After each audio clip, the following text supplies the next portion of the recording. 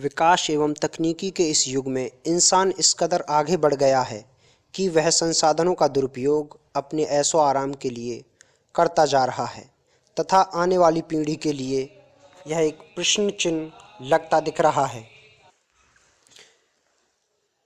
इसी सापेक्ष में नदियों की दुर्दशा की बात किसी से छिपी नहीं है।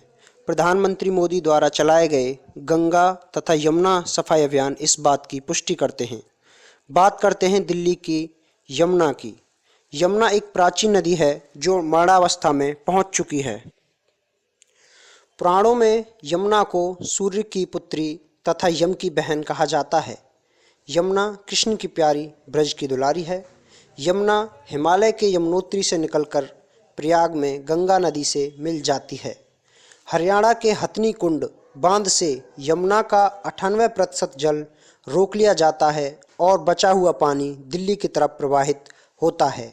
जब यह दिल्ली के वजीराबाद में प्रवेश करती है तो इसमें खुले ऑक्सीजन की उपस्थिति 7.5 मिलीग्राम प्रति लीटर है, परंतु जब यह शहर की सीमा से बाहर निकलती है तो वहां घुले ऑक्सीजन की मात्रा 1.3 मिलीग्राम प्रति लीटर है।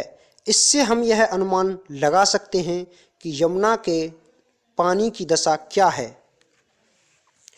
दिल्ली में यमुना के केवल 2% भाग ही आता है, परंतु फिर भी दिल्ली ही यमुना को 80% तक प्रदूषित करती है।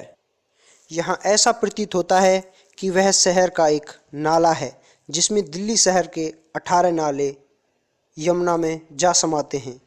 दिल्ली ही यमुना के 80% जल को प्रदूषित करती है। ऐसा कहा जाता है कि दिल्ली के बाद यमुना का पानी पानी नहीं बल्कि एक नाले के रूप में बहता है। सन 1994 में सुप्रीम कोर्ट ने यमुना की सफाई की बात को गहराई से लिया और हमारी भारतीय सरकार यमुना की सफाई के लिए 1357 करोड़ खर्च करने की बात की। हम कह सकते हैं विकास के चपेट में आई यमुना कहीं अपना वजूद ही ना खो दे। अतः दोस्तों, हमें इसे बचाना होगा, अपने लिए, अपनों के लिए, श्रद्धा के लिए। यह कहना भी गलत नहीं होगा कि इस बार यमुना को प्रदूषित या विषैला कालिया नाग ने नहीं बल्कि खुद हमने ही किया है।